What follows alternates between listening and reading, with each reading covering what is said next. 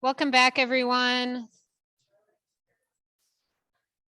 Before I hand it to my colleague, Jennifer, to talk a little bit about the Workforce Ready grants, I wanted to acknowledge the conversation before we left. There was a lot of energy and heart, and I want to hold space for that because healthcare workforce is at the top of our minds every day in our organizations and is really critical to the health of Oregonians.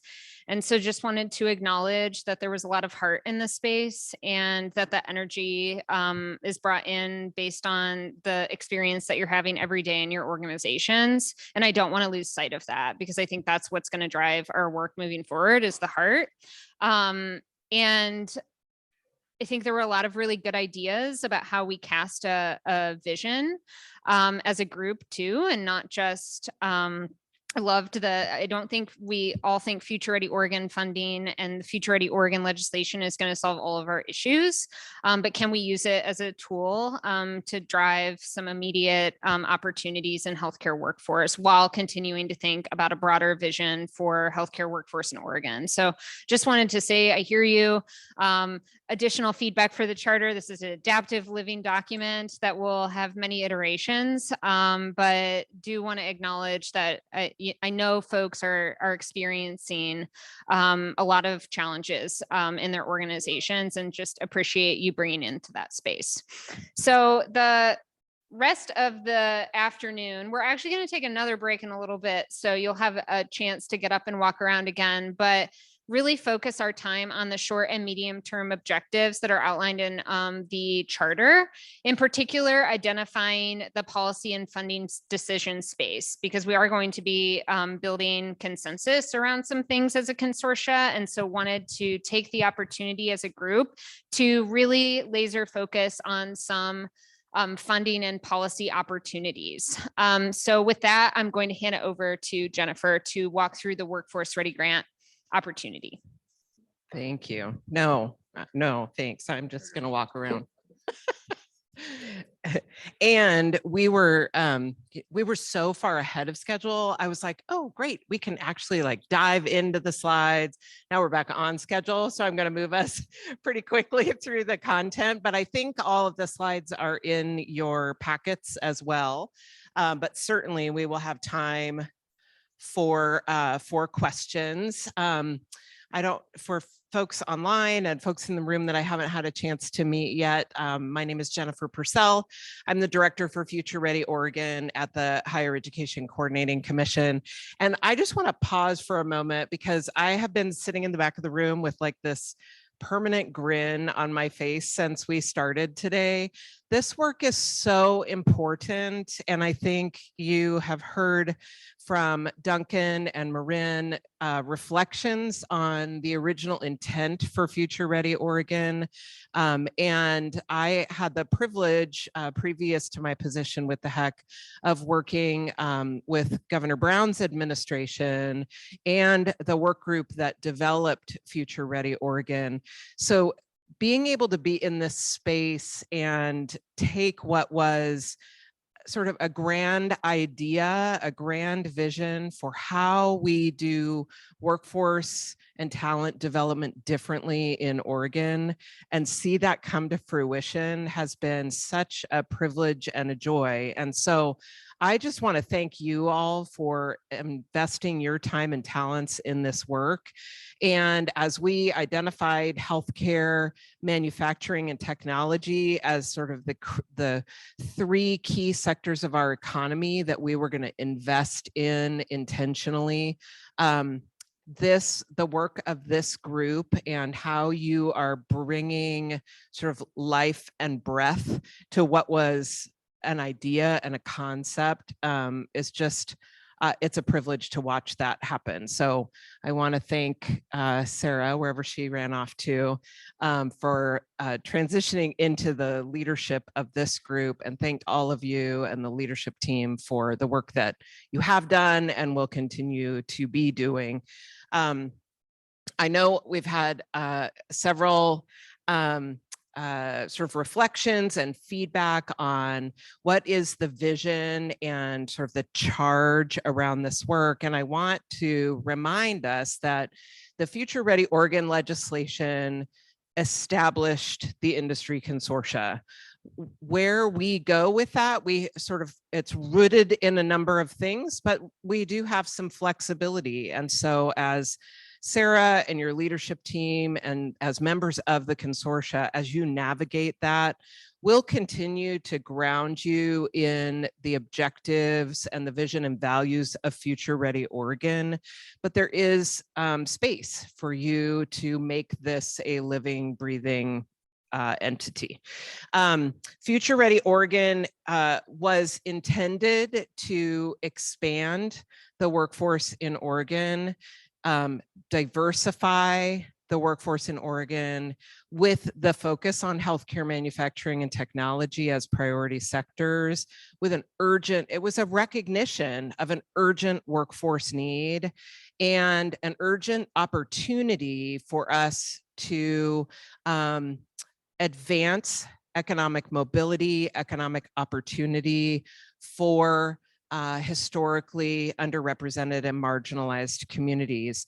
And Future Ready Oregon does that by expanding the partners that comprise our workforce system, thinking about how we do workforce and talent development differently. And part of that strategy is the industry consortia. Part of that strategy is through grant making. And the Workforce Ready grants are really where those two bodies of work intersect. This is not new information. So I just want to mention briefly a couple of things about the short-term timeline, and then we're going to dig into the Workforce Ready grants. This is what happens when I go off script. In the short term, as you all have been talking about, you'll be informing next rounds of Future Ready Oregon Workforce Ready grant funding. Today, I'm going to walk us through sort of what are the statutory obligations, what are the eligible entities for that funding, what are the eligible activities for that funding, and what are the definitions and sort of parameters that are in place.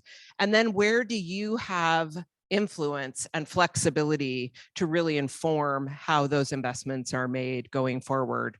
I think the unique opportunities for the industry consortia are first and foremost this idea of shared leadership and co-creating solutions where we have industry leaders, employers, education and training providers, and community partners and labor organizations all at the table thinking about solutions cohesively.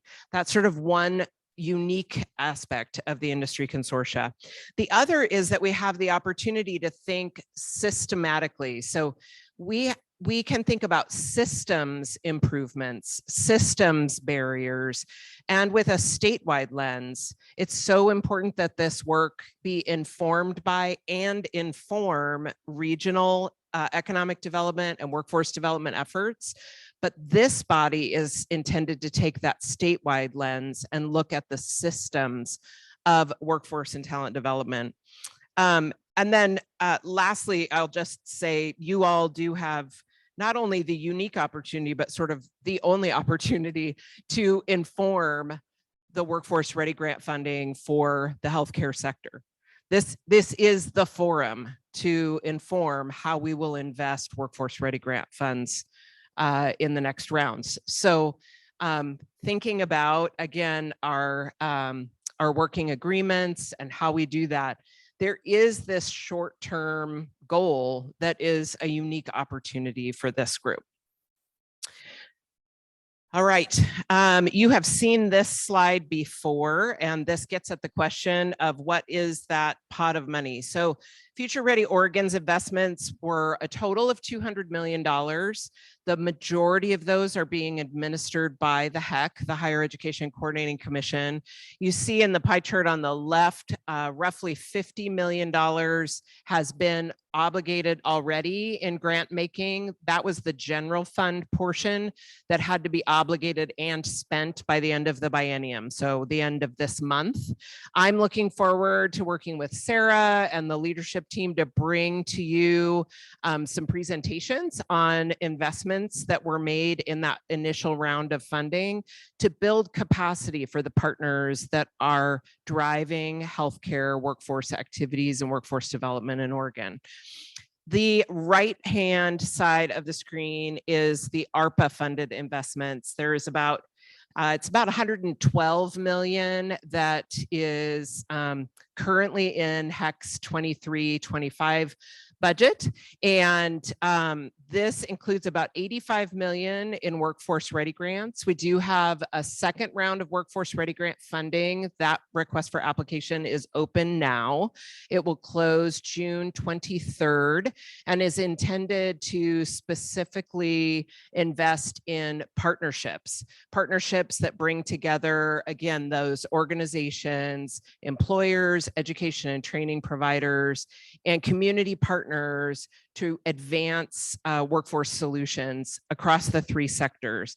So if my math is right, that leaves us about $50 million that has to be obligated by the end of 2024, which feels like a lifetime away, but it is like tomorrow. So we have about $50 million over all three consortia to invest Workforce Ready grants. Now those have to be awarded and under contract by the end of 2024 and spent by the end of 2026. So there's a little bit longer runway for implementation.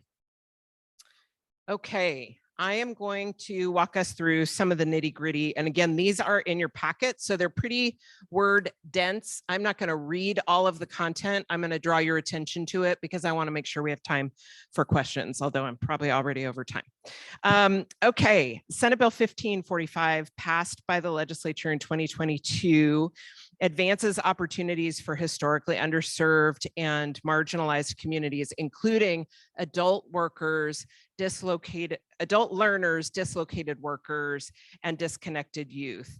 And what I want to draw your attention to here is the definition of priority populations. So the investments in Future Ready Oregon must advance opportunities for communities of color, women, low-income communities, rural and frontier communities, veterans, persons with disabilities, incarcerated and formerly incarcerated individuals, members of Oregon's 9 federally recognized tribes, individuals who disproportionately experience discrimination in employment on the basis of age, and individuals who identify as members of the LGBTQ+ community.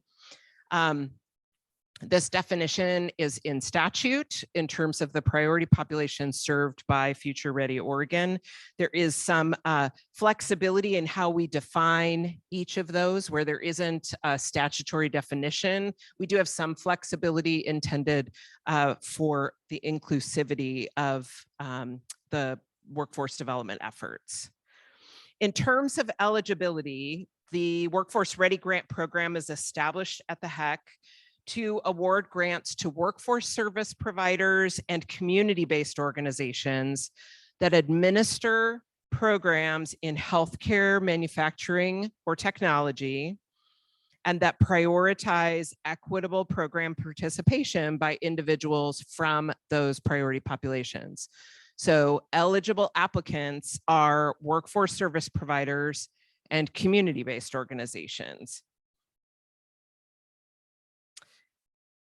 In terms of eligible activities, the grant money awarded, we have a lot of flexibility here. One of the things that we've been learning through the first round and as we're preparing to review applications for the second round is the uniqueness of these funds is the flexibility to provide for paid work experience, as well as tuition and fee assistance, to provide for wraparound supports and services for education and training participants.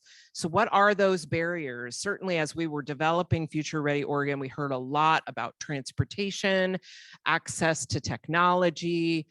We heard a lot about housing and childcare and car repairs and gas cards, and the littlest thing that can disrupt someone's path towards program completion and moving into employment. And these funds have the flexibility to bring alongside education and training participants whatever that backpack of supports and services that's unique to their needs might be. It can also be used to develop curriculum, culturally and linguistically specific career pathways, whether that's curriculum development or degree and certificate credentialing for, again, those targeted industry sectors. And then lastly, it can be used to fund organizational investments. So building organizational capacity. The general fund investment, the $10 million in that first left-hand pie chart, we were very intentional about investing in organizational capacity. The intention of these funds was to expand the partners that comprise our workforce system, and we recognized we weren't going to do that if they didn't have the capacity to provide these services. So the first round of funding really was focused on capacity building. The second round of funding then, as I mentioned, will focus on building partnerships and expanding opportunities for individuals. You then inform what that next opportunity will be. And then a little bit about definitions. I'm not going to read these, but certainly, as I mentioned, who is eligible and what the eligible activities are. The statute does define what we mean by workforce development. And I will mention these because I think as you're thinking about what can be funded through a Workforce Ready grant, that can be education and training services, apprenticeship and pre-apprenticeship training programs, labor market analyses, employment and reemployment services, employee recruitment and retention strategies and supports, and convening, coordinating, and the evaluation of services for business and workforce agencies and entities. So it's fairly broad, which means you have a lot of influence. Workforce programs is defined, as well as what is a community-based organization, what is a culturally specific organization, and who are workforce service providers. Again, these are in your notes, so I'm going to keep us moving. There is also some criteria that is established in statute that becomes our foundation, right? So the statute requires that we evaluate workforce ready grants based on how the project or proposal intends to engage employers. There has to be a direct connection to employment opportunity. It also, applications also have to demonstrate how the workforce service provider or community-based organization has experience serving individuals from priority populations. So when we talk about the CBO as an important partner in this process, when you think about partnerships, the CBO in most cases is the organization that is bringing lived experience with priority populations, trusted relationships with priority populations to that partnership. Applications also have to demonstrate how the project intends to collaborate with a wide variety of organizations that are identified, again, in statute. Education partners, including K-12, community colleges and universities, workforce service providers, local workforce boards, economic development organizations, industry associations, labor organizations, and a number of other community partners. So again, collaboration, connection to employment, experience serving priority populations. And then lastly, I'll just note we are also required to include criteria around organizational and technical capacity. So what are the roles and responsibilities of the partner applicants? Who is responsible for what? Do they have the organizational and technical capacity to be successful in that role? And how is the project leveraging other funding? So potential to leverage federal funding, in this case, not federal funding because it is federal funding, but leveraging private investment, philanthropic investment, in leveraging other state investment. So leveraging of funding is a criteria that we have to consider going forward. And then I will just close by drawing your attention to a rough timeline, which makes the end of 2024 feel all that much closer.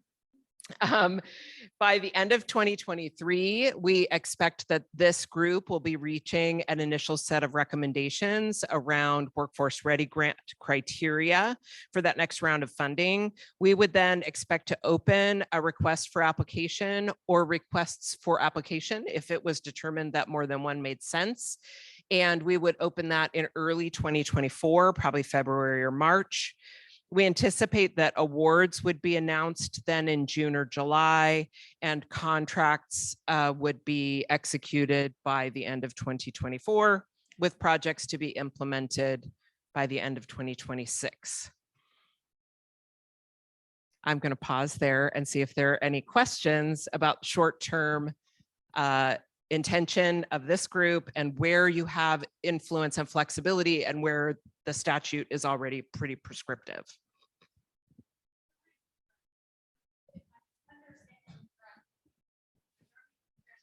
First round, the second round applications are due, next week? So this group is trying to help drive what projects might be in the best interest of this program for the $50 million that are left to be spent by the end of 2026. Is that? Might reframe it just slightly to informing the criteria with which we would solicit applications. Okay, thank you. Yeah. Thank you. I'm curious if you can share about how this money is, like what framework do you use to decide how much to invest in healthcare versus tech versus manufacturing? So because all three industry sectors were identified as priorities in the bill, we have not prioritized one over the other. I would say in the first round of workforce ready grants, it was fairly evenly distributed across. That's probably not fair. Probably 50% of the first round investment was for healthcare projects, and then 50% was manufacturing and technology. I also would acknowledge that technology tends to overlap both healthcare and manufacturing. So there was some overlap in that as well, but we haven't distinguished certain pots of funding for each. These are the three sectors that the legislature determined would receive future ready funding, and then we haven't prioritized within those.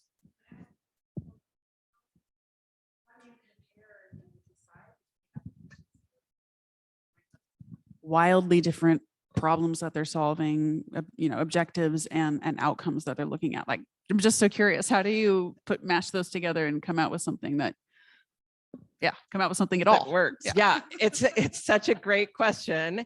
And that is why the criteria are so important. So they are evaluated based on the criteria, much of which I just mentioned, as sort of the initial starting point, where I think there's some administrative discretion is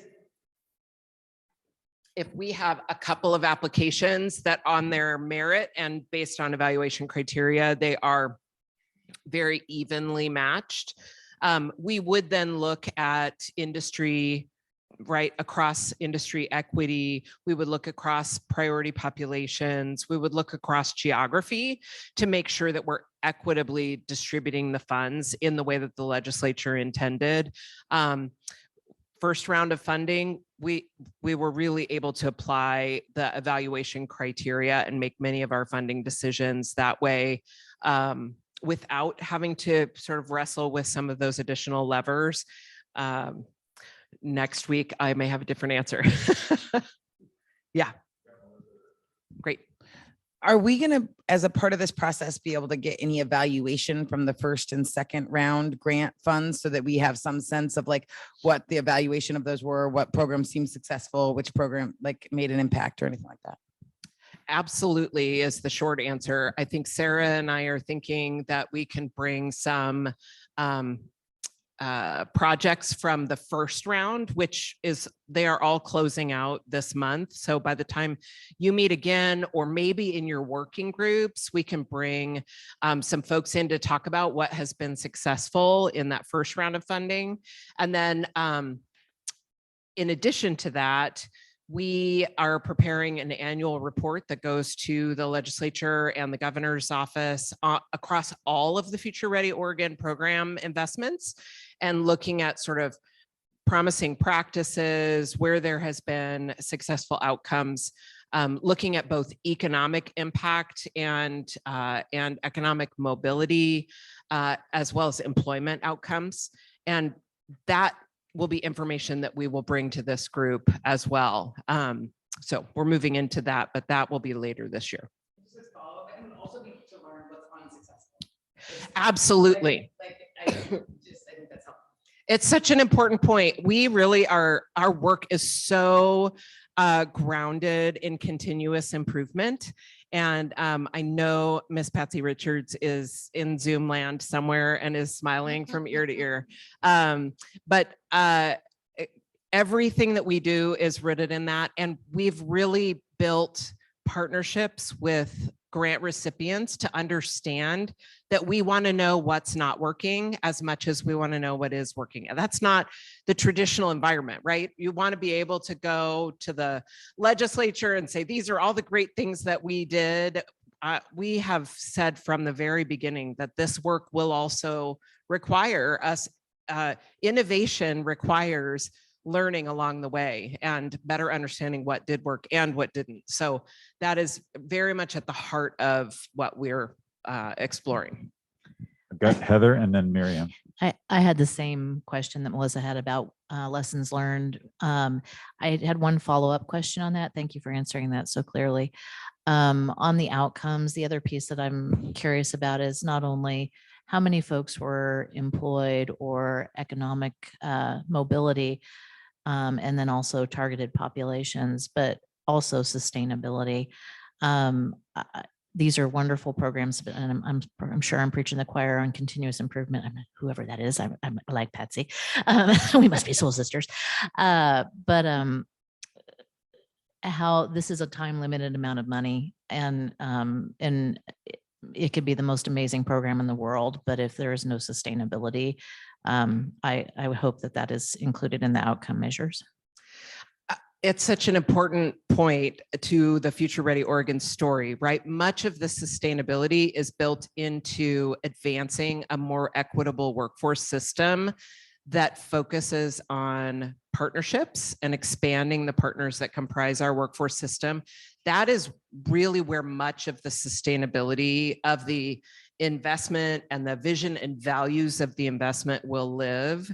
The grant making piece certainly incentivizes that approach to how we do workforce and talent development, but the grant making piece is a limited opportunity. And so thinking about how we may do things differently, or informing other investments and how we think about investing in workforce education and training in a way that's driven by the things that we've learned through Future Ready Oregon is also part of the conversation.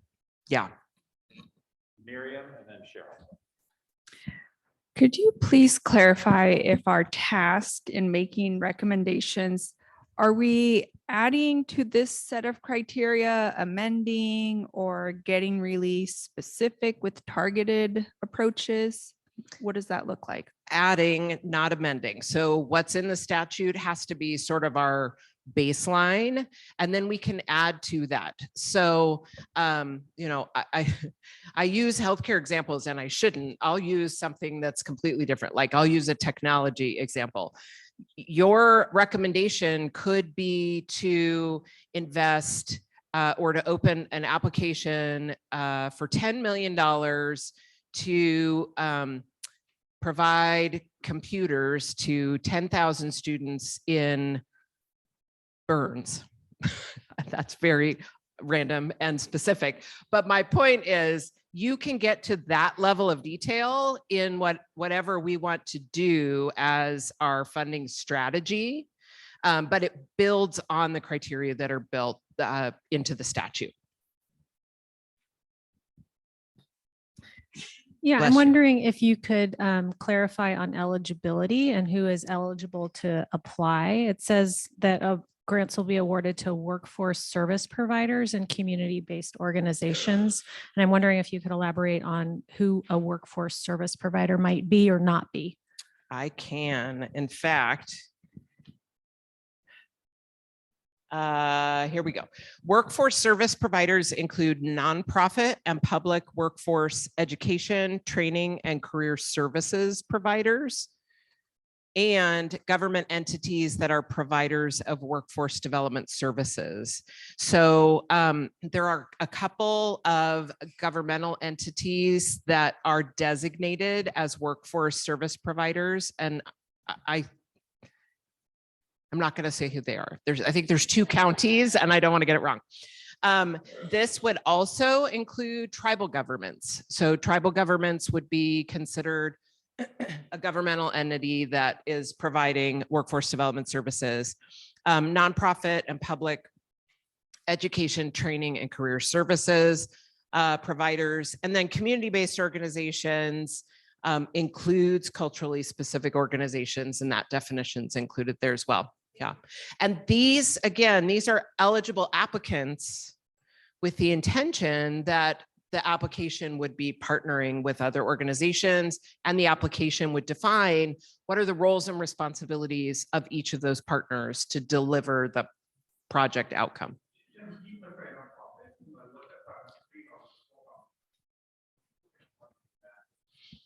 Yeah. Repeat the question. Yes. What is included in nonprofit? Nonprofit is a nonprofit organization, 501c3. To clarify, community-based organization includes nonprofit and community-based and culturally specific organizations. It's not limited to. Yeah.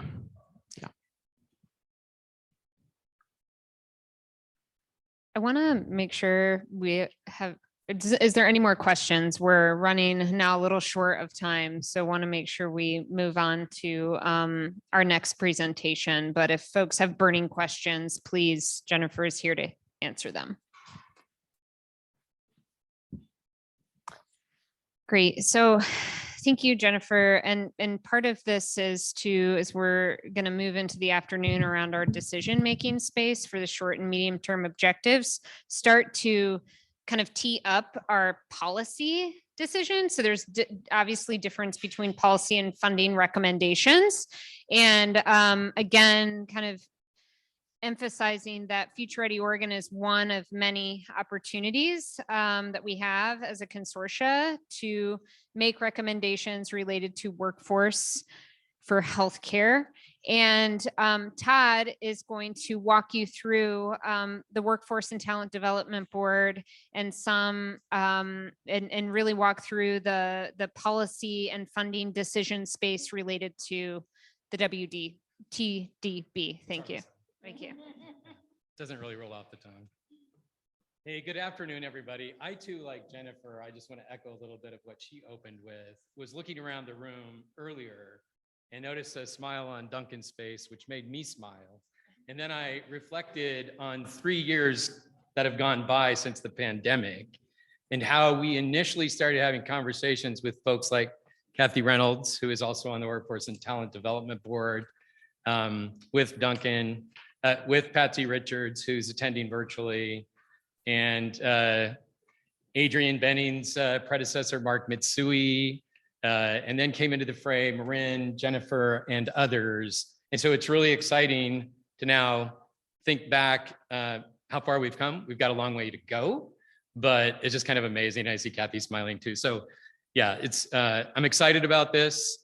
Anyway, my name is Todd Nell. I'm the director of the Workforce and Talent Development Board at the Higher Education Coordinating Commission in the Office of Workforce Investments. I wanted to start my presentation and talk a little bit about general background in terms of the governor's role and what state boards do across the country, then specifically give you a bit of an overview on the Workforce and Talent Development Board, which is the state board here in Oregon. Then talk about our top 5 priorities, and then touch on, not surprisingly, a bit about the Consortia component of Future Ready Oregon, how that relates to the WTDB. And just as a side note, you'll notice I'm using my laptop, and in the spirit of continuous improvement, WTDB is on a bit of a kick to reduce our paper footprint. So that'll make more sense here in a minute. So first off, I got to do both these here. Hang on. The Workforce Innovation and Opportunity Act, or WIOA, is the foundation of the public workforce system. WIOA is a 2014 federal law that seeks to align the efforts of numerous programs that receive federal funding and fall under the WIOA umbrella. In Oregon, the system is generally branded as WorkSource Oregon, which some of you may be familiar with, and is a statewide partnership of nonprofit workforce entities, local nonprofits, state organizations, and others that provide a variety of employment and training services to job seekers and employers. Under this act, the governors are responsible for the public workforce system. The governor fulfills this responsibility through the State Workforce Board, Workforce and Talent Development Board here in Oregon, and other state agencies who receive the federal funding. All the governors across the country are required to establish a state workforce board and to carry out the functions as described in the act. The Workforce and Talent Development Board was established by the governor of Oregon, and her designee or her are also a required member, well, during this administration, it's a her, to be a member of the WTDB. So as such, I thought Vince Porter might be here, but we are excited that he's come into the fray as the governor's economic development and workforce policy advisor, and is a member on the WTDB under Governor Kotek.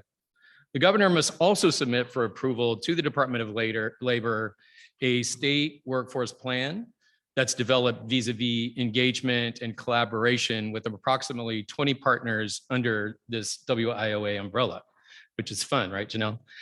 This combined state plan is produced every 4 years with a required midpoint modification. Our 2-year WTDB strategic plan is an important part of this work and informs the state and local planning process. The governor is also required to designate local workforce development areas through consultation with the state board, local area chief electeds, typically county commissioners here in Oregon, and local workforce board. So for each of Oregon's 9 local areas, there is a local workforce development board, which is certified every 2 years. I can't really see this screen super well. Oh, wrong thing. I'll just look on here. I can see it better. There are 9 local workforce areas. There's Northwest Oregon Works up in the top left coast. Work Systems is our metro workforce board in Portland metro area. Clackamas Workforce Partnership out in Clackamas County. Willamette Workforce Partnership is down in Salem and responsible for the tri-county area of Polk, Yamhill, and Marion County. You can see East Cascades and Eastern Oregon occupy and are responsible for large swaths. So about a third of the state, with East Cascades going down the middle, Eastern Oregon Workforce Board down the right side. Lane Workforce Partners lead Lane County, and then Southwest Oregon Workforce Investment Board is down in the Coos Bay South Coast area. And did we lose Heather? Heather Stafford was here earlier and is the executive director down at the last one listed here, Rogue Workforce Partnership, which is down in Jackson and Josephine County. So the WTDB advises the governor's office and the legislature on strategies, planning, and policy, including continuous improvement and systems alignment in both the public or WorkSource Oregon system and the entire workforce development system. Because the WTDB is made up of leaders that represent business, labor, community-based organizations, the legislature, local elected, state agencies, local workforce boards, and the list goes on, it is really uniquely positioned as Oregon's workforce and talent development expert. The WTDB membership changes over time to bring a wide range of diverse voices and perspectives to the table. Currently, the board has just over 40 members and is highly diverse. The majority of board membership must represent the business community, and that's required by federal law. The idea there is that business drives the agenda.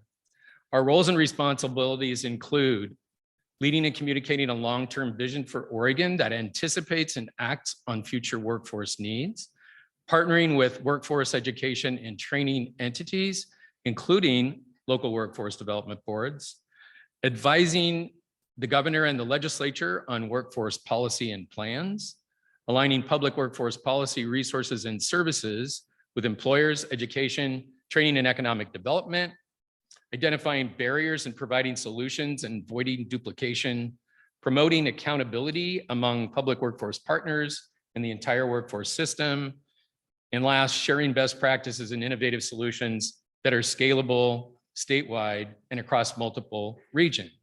But wait, there's a little bit more. In 2017, under House Bill 3437, state law was broadened and the roles and the responsibilities of the WTDB broadened in two key areas.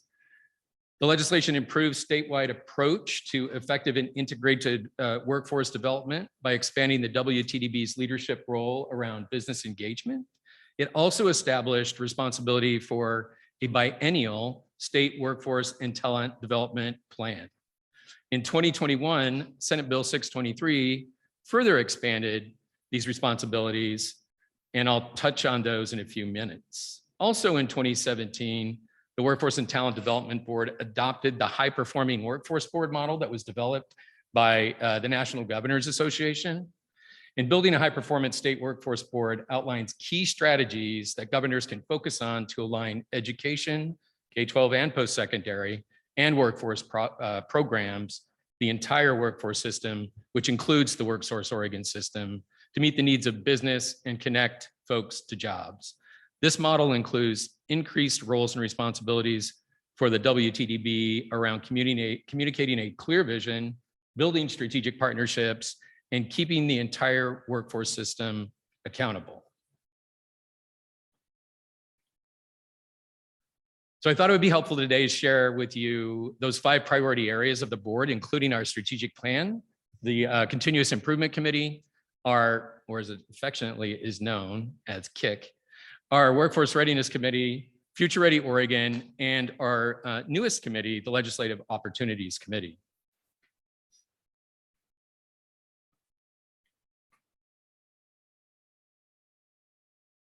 One of the primary duties of our board is to assist the governor via the creation and subsequent implementation of the strategic plan.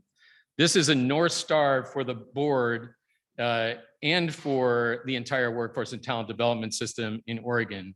This document also informs the strategic section of the state plan and local planning, which I touched on earlier.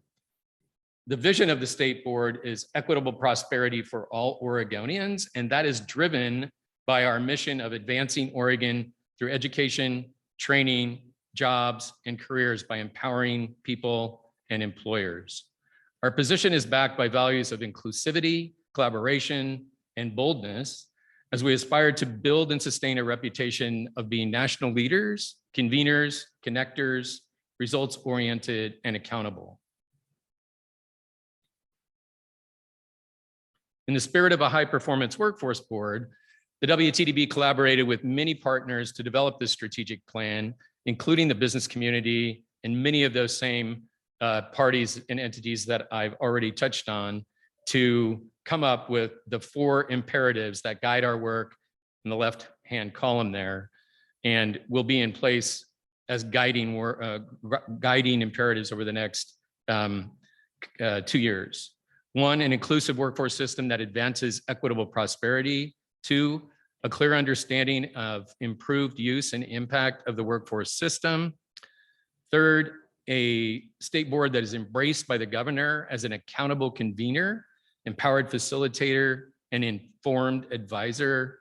And fourth, strategic and close alignment between education, economic development, workforce development, including public and private partners. Now, these imperatives correspond with the objectives that are listed, which are achieved through and aligned with our initiatives strategically and intentionally move us to action in order to achieve our imperatives. The WTDB strategic plan also includes critical themes and requirements that flow from another priority, which is in fact near and dear to Patsy Richards' heart, the WTDB Continuous Improvement Committee, again, affectionately known as KIC. So in 2021, Governor Brown signed Senate Bill 623, which requires the WTDB in consultation with the state board and local boards to establish the KIC. The committee's main charge is to assess the effectiveness of Oregon's public workforce development system.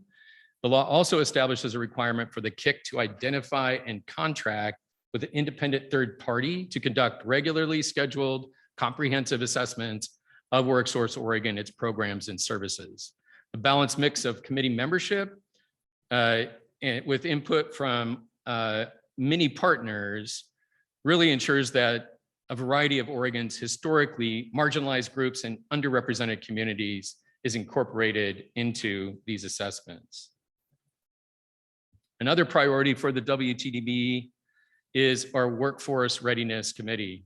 Although many examples of relevant and promising practices exist across the state and nationally, the development of essential employability skills, think human skills, soft skills, are not broadly nor consistently aligned and implemented. So to address this high priority issue and elevate the urgency of identifying and building essential employability skills in our workers, the WTDB established the Essential Employability Skills Task Force, highlighted their work in many ways. One, in the 2022 strategic plan, 2020 to 2022 strategic plan, and through reporting and other work. A key goal from that day one of this committee was this formal reporting, which included recommendations that would go to the governor's office and to the legislature that would benefit Oregonians both in the near term, midterm, and long term on business needs for the state. Over the past 5 years, the WTDB has commissioned or produced several reports to inform workforce, education, and training in Oregon, including things like the Oregon Talent Assessment, the Self-Sufficiency Standard for Oregon, a report entitled Effects of the Pandemic on Oregon's Healthcare Workforce, Talent Development for Artificial Intelligence in Post-Pandemic US, and many others. And I would encourage you to visit our website where you can find these reports and many others under the Data and Reports page. In 2020, our Essential Employability Skills Task Force completed the WTDB report, Essential Employability Skills Needed Now More Than Ever, which was very well received, not only by state agencies and partners, but also by the governor's office and the legislature. And it fostered even deeper engagement with many partners that we weren't previously aligned with, and I would say that are very strong partners with now.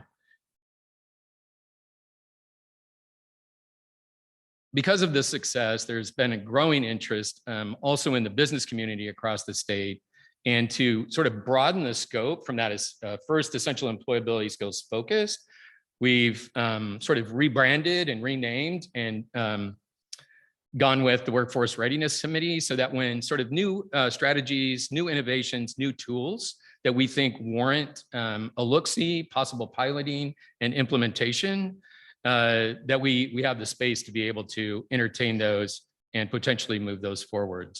The committee will be producing and presenting a final report as well, and that will be complete and presented at the 2023 December meeting of the WTDB. And I must say there's a lot of excitement from members. They're eagerly awaiting that finished product. The fourth priority I wanted to touch on today, not surprisingly, is Future Ready Oregon, particularly around our role as the WTDB on 2 connection points to the Prosperity 10,000 program and to the industry consortia. It's, I'm going to skip this part because I know we're tight for time. I told Jennifer I'd take 15 minutes. I feel like I'm right up against that. So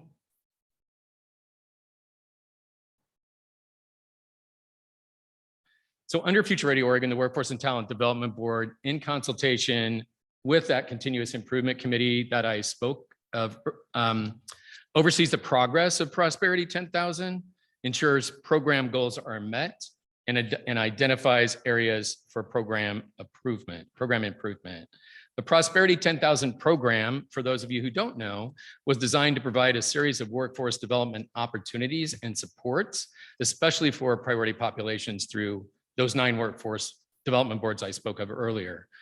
The WTDB is working diligently to formalize Prosperity 10,000 reporting and data collection, which will include those data points and opportunities for improvement.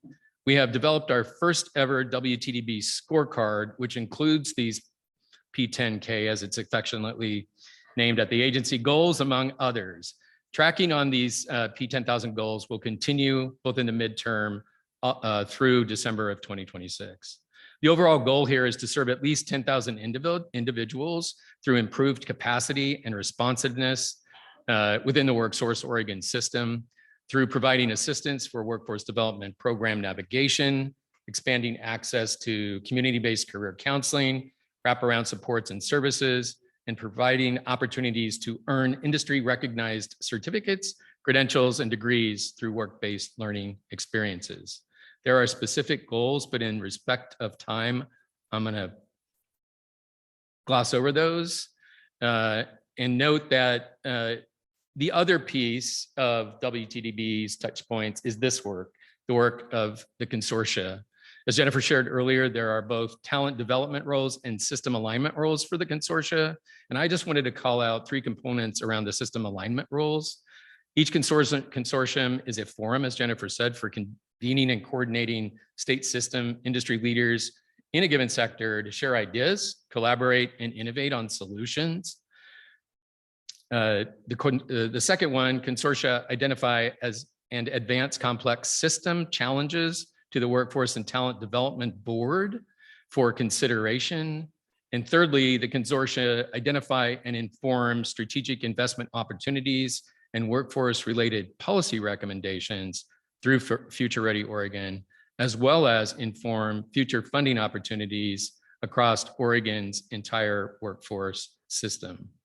One of the spaces and tables that will provide important cross-connection between this and the State Workforce Board is the Legislative Opportunities Committee, which is the last one, number 5.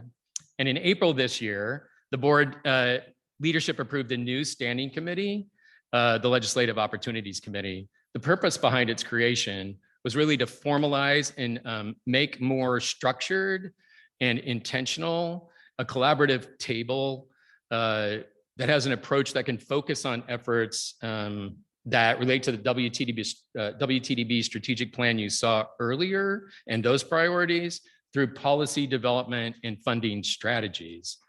The committee provides WTB members and partners, like some of you, a system-wide table to consider, co-create, and potentially craft meaningful legislation with supporting investments that can drive more targeted action, continuous improvement, innovation, and transformative systems change.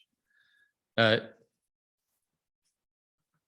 Healthcare Consortium, along with the Tech Consortium that was launched yesterday and the Manufacturing Consortium that we'll launch later this summer, have an advisory role to the WTDB. I think as both Sarah and Jennifer may have mentioned, we envision that each consortium will include strong connectivity and cross membership. The space will be critical for touch points for success in 2024 and 25 as midpoint sort of goals, and over the long run into 2026 and beyond.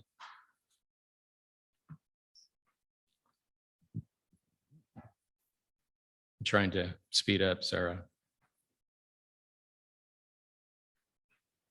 So I'll just go right to the end and say the WTDB looks forward to working with the healthcare consortia in your role as advisory to the WTDB on workforce and talent strategies. And am I already at the end? And talent strategies as you continue to address healthcare workforce needs, identify education and training assets, and recommend funding strategies to address gaps and opportunities. In closing, I'd just like to say thank you to Jennifer Purcell, to Sarah Foster, members of the executive team, and all of you for giving me the opportunity to present here today and share information. I know that was a lot. It's a big, complex system. And that was kind of by the fire hose on the Workforce and Talent Development Board, and some of the good work that we lead with people like Kathy Reynolds and now Adrian Bennings. Again, the WTDB looks forward to partnering and learning and leading with you on workforce and talent development efforts in Oregon and the Healthcare Industry Consortium. Thank you. Thanks, Todd. I think that I'm a month in, so this is kind of fun to sit back and kind of get the information myself. But the two takeaways I had in this is we really wanted to highlight the short and medium term funding and decision-making space. And I see an opportunity, and we're, teeing up the WTDB, which I still can't say the acronym, as one of those. In particular, the legislative committee, and Future Ready Oregon being a priority. So I just wanted to kind of hone in on those two opportunities as part of the decision-making space for this group before I hand it to Turner to walk us through a very quick presentation. This is all in the frame of how are we making decisions as a group and what is our decision-making space. So wanted to hand it to Turner to walk through some slides around consensus before we then move into a breakout session about how we're going to accomplish this, our short-term objectives. Right. So the goal here is to really prep you all and get you again talking amongst yourselves about how to take the next steps with this group. In going into that, we recognize that this is a big group. It's got some challenges in that regard. So these are tough issues. It's a large group. You're coming from a lot of different sectors and spaces, and that makes it, challenging to find consensus, but we think it's worth trying to do that with this group. And so we had a couple ideas just to share with you about that up front. You've also got some, funding decisions. They're actually what we use as examples when we do training on consensus as to things that don't make for very good consensus building subject matter, because it has a little bit of a zero-sum game to it. But there are a lot of ways to think outside that box. And you all have already started doing that today. I heard a lot about thinking as a group and leaving our hats and, at home and working to a common cause. And so that you're already miles ahead on the work you need to do in that regard. And there's some big opportunities here. So to the extent that you can find a common space among all of you and to speak with a single voice out of this group, the heck would be hard pressed to ignore that, right? I mean, you have the opportunity to speak powerfully on these subjects, and your space is defined a little bit up front here with these funding decisions, and Jennifer went through kind of what some of those sideboards are and what those grant programs can look like, but you do have some room in the sandbox to move around. And so we wanted to offer a few suggestions for how to work together to do that towards a consensus outcome. So it's really about joint problem solving. And, we talk about a process that a group can go through to get to that sort of consensus outcome, framing the issues, sort of sectoring things so you're not dealing with too many things all at once, which is going to be a big task here, right? Because this is a very complex situation. Developing a common base of information, which we're already doing just by sharing information around the table and the sharing we did at the kickoff meeting. And then everyone talking to each other the way you have already begun doing, sharing your interests and trying to understand where others are coming from in that environment. And then the kind of the last three steps that we talk about often when trying to work towards a common agreement is to define some criteria amongst yourselves for what you want in an outcome. Then developing options and evaluating those options against those criteria. So you have something to work with, something to measure your different ideas against. And then develop consensus on the options to be incorporated into any agreement. So that's just kind of repeating that and expanding a little bit. But in the interest of time, we'll move on. So I keep talking about consensus. Well, what is consensus? So we talk about it often as an outcome that all parties can live with. Maybe not the like ideal outcome for everybody, but it's something that everybody can live with. And all the parties around the table feel like their opinion has truly mattered to others, that each party is given a genuine opportunity to be heard and to weigh in, and that conflict during that process is seen as an opportunity for creative problem solving rather than something to avoid. So dealing with the hard issues around the table and not avoiding them is kind of what that message is. So here's a little bit of consensus theory just to kind of help give you some suggestions for how to work together. So everybody's goal is to improve their outcome or the outcome of the group as a whole. In some relationships that are competitive relationships, one person's gain is another one's loss. Those are really hard. It's a win-lose situation. You can't win unless the other party loses. I mean, that's not really the situation here, but sometimes you might find yourself in that kind of situation where it seems like it's kind of a bit of a zero-sum game. Collaborative relationships are a little different. We want different things, but they're not exactly opposite from each other. So you can envision it. Whoops, what happened? Oh, there we go. Oh, you have the clicker. Yeah. Okay. So, and even if the relationship originally seems like a give and take, a win-lose kind of situation, there are often ways, and I'm holding the mic terribly. There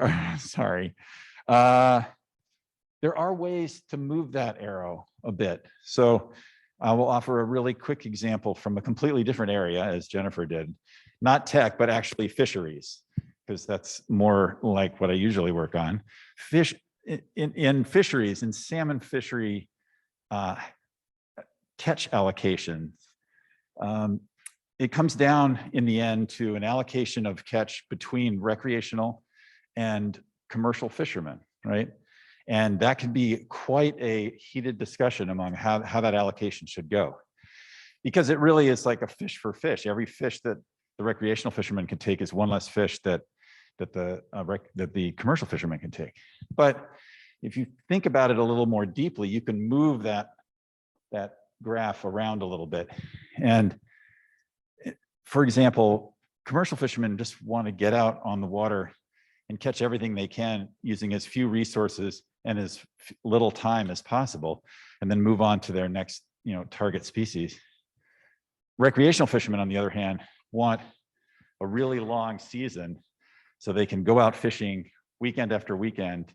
And if their guides, take out their clients and make a living over the course of the whole season. So suddenly what looks like just a zero-sum game is actually something that has some dimension to it, that where you can find trade-offs and sort of expand that pie and look for different kinds of solutions that are win-win for both parties. So in any given situation, we find ourselves somewhere, right? So we're here, we are looking to get something more this way. The other parties are looking to improve their situation by moving that way. So here doesn't really work for us.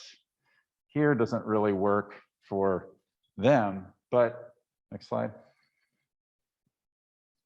If you move to the northeast, as we like to say, you can find places anywhere in here is better for us and better for everyone else as well at the same time. So it's kind of that thinking, looking for that space where everybody wins, and that can be helpful. And there's some practical ways to think about that. Next slide.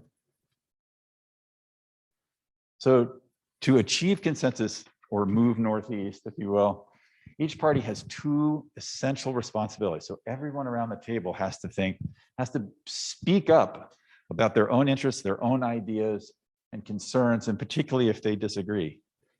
But they also have to actively work to satisfy the needs and interests of the other parties at the table. And as you were talking about earlier today, the vision for the group as a whole, for the keeping the eyes on the prize, as it were. So next slide, please. We quickly refer to this often as reciprocity. So a commitment to reciprocity is essential to consensus building, looking for how to help others achieve what they're trying to do at the same time you're trying to achieve what you're trying to do. And it provides for greater flexibility over time, especially with a group that's going to be working together for a long time. There's an opportunity to be flexible, to give a little now and to expect some more later. And it's in terms of attention to particular interests. So it's just an important concept to keep in mind. Next slide, please. There's some practical ways, and this is something we may use at the next meeting if you're working with complex proposals for how to make recommendations to the HEC on their funding priorities. There's some tools for doing that. And this is just one example I wanted to share with you. We call it the red, yellow, green card approach. And when there's a proposal given to the table, people can, every party raises a card. It's either green, meaning I'm good to go with that. Yellow, I have some concerns, I want to share something. Or red, I've got a real problem with that and I would have to be opposed to that. The trick is it doesn't just end there. It's not like a vote. It's an opportunity to share and to make sure that the group is moving together, first of all, and then to problem solve on that. So if you offer up a yellow or a red card, the most important piece is then to offer a suggestion or alternative for moving that yourself to green on that. And also while considering the interests of everyone else around that have been expressed around the table and the interests of the group as a whole. So, and you're just kind of working the group, and I've seen it work in some amazingly challenging situations, picture school board and that sort of thing.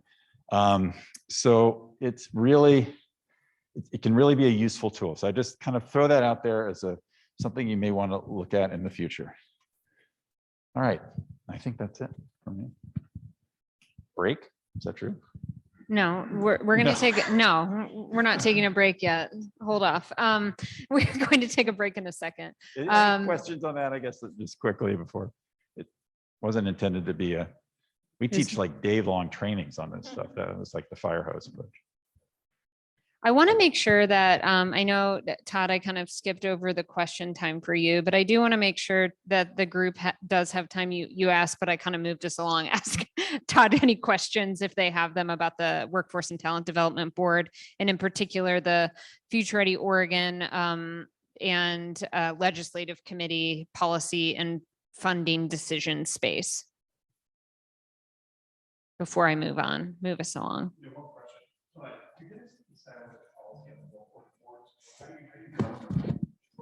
I just we need a microphone, or the folks online can't hear you. Sorry. But the board, how does it impact the local workers boards in terms of policy, process, decision making, or what's relation? Yeah, what's your relationship with the boards? I'll throw it. It's been a while since we played baseball. Yeah, I think I would say that that's done in partnership. I better not walk back over there because I'm gonna have to hand it to somebody else. So like, for example, in the Continuous Improvement Committee that I mentioned, it's staffed by myself and Andrew McGough, who's the Executive Director of Work Systems. The local board in the Portland metro area. So we in partnership collaborate, strategize, implement, work together. And he basically represents the Oregon Workforce Partnership, which are the 9 local boards and that association in that space. We also have in our bylaws a requirement that the past president of the Oregon Workforce Partnership, or those 9 boards, is a member for a year of the WTDB to also provide that connectivity and communication and partnership, collaboration, conflict resolution, working better together across this crazy complex system that we call workforce and talent development. So those are 2 ways that we that I can think of that we work closely with the local workforce boards. In terms of the Prosperity 10,000 component of Future Ready Oregon, that money, I think Jennifer knows these numbers better than I, but I think it was $35 million that went out to all of those local workforce boards to provide with their subcontractors and service providers services with a focus on marginalized and underserved populations. We've worked closely in partnering with them. And then we also have a role in the Continuous Improvement Committee and on the WTDB to hold them accountable through that reporting I was talking about earlier. And I think there's 6 or 7 different metrics that are included in Senate Bill 1545 that we work with them on together. It's not a like, we got you kind of thing. It's just really providing the space of transparency and collaboration to make sure that we all know where each other are sort of at in terms of performance, and then talk about what's going well, what's not going well, and what can we do to solve it. Does that help? Yes. Okay. Other questions? I see, Todd's presentation as an opportunity to start to think about the medium term. It is not the only policy and decision space that we have. I see other opportunities at the HEC writ large, and we can certainly engage Kyle and the HEC staff in that. But I knew we had 5 hours today, and we had an opportunity to start to hear from the Workforce and Talent Development Board and some of the things that they have cooking that we might be able to influence. But I think in the short term, we have an opportunity to advise on the Workforce Ready grants. And so want to move into breakout sessions. We'll have a little bit of wiggle room to stretch your legs and take a break before you get into the discussion, but want to tee up these breakout sessions before we move into them. So the breakout sessions are going to help us with a roadmap for the next 3 to 6 months. And the goals are really 2. 1, additional comments or suggestions regarding the decision-making approach that Turner elevated around consensus building. You have the slides. I know Turner went through them pretty quickly because of time. We would have, as Turner said, sometimes he does whole day workshops here. We're really trying not to over process this group, knowing that we have some immediate opportunities with funding. So want to give you some time in the breakout sessions to unpack that. But the second is really around how we're structuring ourselves. In the beginning of the day, I talked a little bit about the structure of the consortia as it's outlined in the charter, and the three working groups and an asterisk around agile working groups that we can convene to achieve our short and medium term objectives. So I made a recommendation that we would convene a work group around the funding recommendations specifically, so that those conversations weren't happening across all of the 3 groups and silos, but that they were happening at one working group table. So I'm going to make that recommendation. Y'all unpack that in your working groups, but that is my recommendation, that we do see an agile working group related to funding. One opportunity then is to then have the 3 standing work groups, equity, supply and demand data, and integrating education and training work groups feed into that. But I'm also hearing, and I'm going to just go out on a limb, I'm also hearing this visioning space that's needed. That's certainly work that we can do and bring back to the full consortium. But I want to make sure that we're not losing sight of this longer term vision, and we're not losing sight of the medium term objectives and the policy and funding decision space in the Workforce and Talent Development Board, and creating a strategy there, but also creating space for that visioning. We can certainly do that visioning at the consortia table, but I don't, and we can certainly as staff bring that to you all, but I do not want to lose sight of that. And I want to create space for that today, because I heard that loud and clear as a need. So with that, I am going to break you out into breakout groups. There's going to unpack this. So there's going to be 3 breakout groups, because one of our executive team members is not able to be here. So you're all going to go with our executive team, and each of them are going to facilitate this conversation. 1 around the decision-making approach, and 2 around starting to unpack how we're informing that short-term working group of funding, and making sure we're structuring ourselves to hold that longer term vision. But I will emphasize, we're going to we'll need to build consensus around that workforce ready grant opportunity. So I want to keep your line of sight there while holding this longer vision. So I'm going to count off in groups of, I guess, 3. So if you we're going to start with Melissa, because she is going to be number 1, and then we'll just go around the room and hopefully it works out in my brain. So Melissa is going to be 1, Marin 2, Dr. Bennings 3. So then Laura 1, 2, 3, 1, 2. Oh, you have to go. So you have to go. Okay, 2. Wait, were you 1? Okay, then Duncan's 2. If you all are leaving, you have to. Okay, you can just join 2. Just join 2. 3, 1, 2, 3, 2.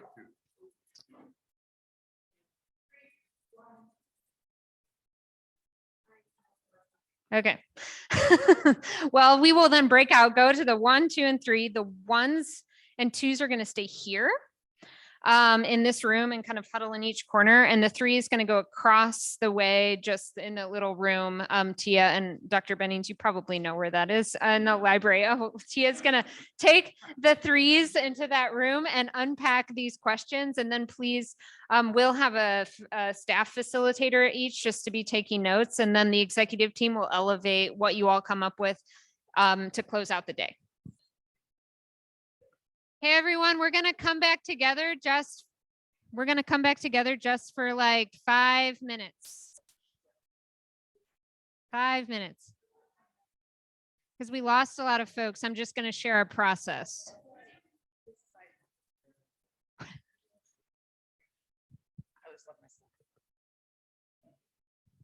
Nope.